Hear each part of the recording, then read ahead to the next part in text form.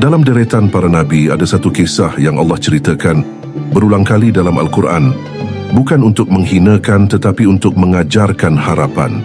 Dialah Nabi Yunus alaihissalam yang dikenal juga dengan nama Zannun, orang yang berada di dalam ikan. Allah berfirman,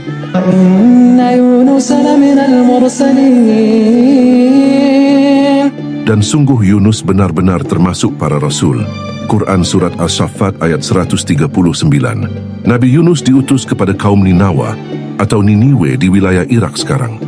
Mereka adalah kaum penyembah berhala, tenggelam dalam kesyirikan dan kemaksiatan.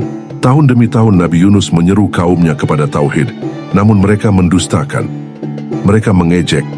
Mereka menolak kebenaran dengan kesombongan. Berbeda dengan nabi-nabi lain, Nabi Yunus meninggalkan kaumnya sebelum ada perintah langsung dari Allah. Karena beratnya penolakan dan keletihan hati. Allah mengisyaratkan hal ini. وَذَنُّونِ إِذْ ذَهَبَ مُغَاضِبًا فَظَنَّ أَن لَّن نَّقْدِرَ عَلَيْهِ.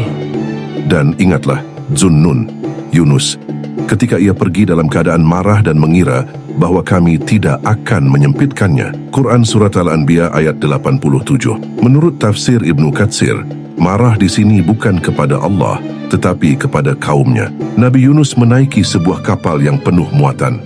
Laut bergelora, bahaya mengancam. Penumpang sepakat melakukan undian untuk meringankan kapal. Nama Nabi Yunus keluar, bukan sekali, tapi berkali-kali.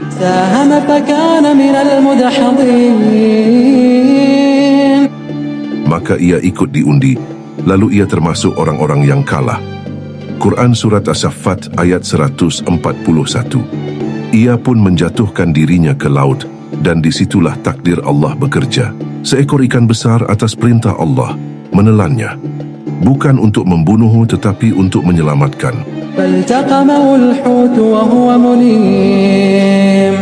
Maka ia ditelan ikan besar dalam keadaan tercela. Quran Surat Asy-Syaffat ayat 142.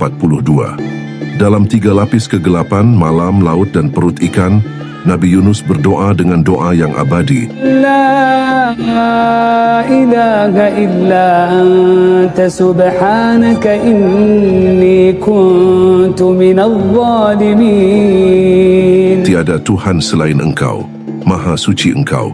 Sesungguhnya aku termasuk orang-orang yang zalim. Quran Surat Al-Anbiya ayat 87. Rasulullah SAW bersabda, tidaklah seorang Muslim berdoa dengan doa Nabi Yunus ini, melainkan Allah akan mengabulkannya. Hadits riwayat Tirmizi, Hasan. Allah menerima taubatnya.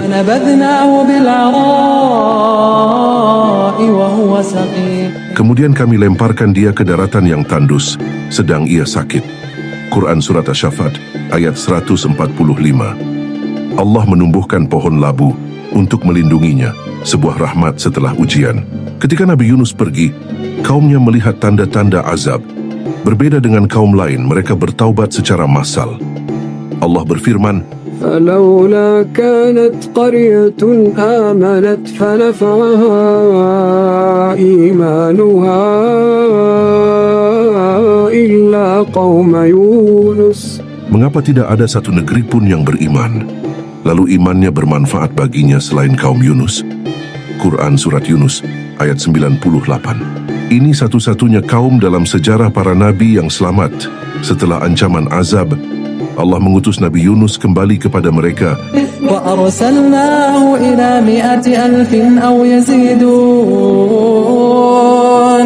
Dan kami mengutusnya kepada 100.000 orang atau lebih. Quran Surat Asy-Syaffat ayat 147. Allah memuliakan Nabi Yunus meski ia pernah tergelincir. Karena taubatnya tulus dan hatinya kembali kepada Allah, Rasulullah SAW bersabda, janganlah kalian mengatakan aku lebih baik dari Yunus bin Matta. Hadits riwayat Bukhari dan Muslim. Ini bukti kedudukan tinggi Nabi Yunus di sisi Allah. Dari Nabi Yunus alaihissalam kita belajar, bahkan Nabi pun diuji dengan kesempitan. Taubat yang tulus mampu mengubah takdir. Tidak ada doa yang sia-sia dalam kegelapan. Rahmat Allah lebih luas dari kesalahan manusia. Jika Nabi Yunus diselamatkan di perut ikan, maka tidak ada doa yang terlalu kecil dan tidak ada dosa yang terlalu besar selama kita kembali kepada Allah. Inilah Nabi Yunus alaihi salam, Nabi Taubat, Nabi Harapan dan saksi bahawa rahmat Allah selalu lebih dekat daripada keputusasaan. Jika kau merasa tenggelam dalam hidupmu, ingatlah doa ini. Allah tidak pernah lupa hamba yang selalu mengingatnya.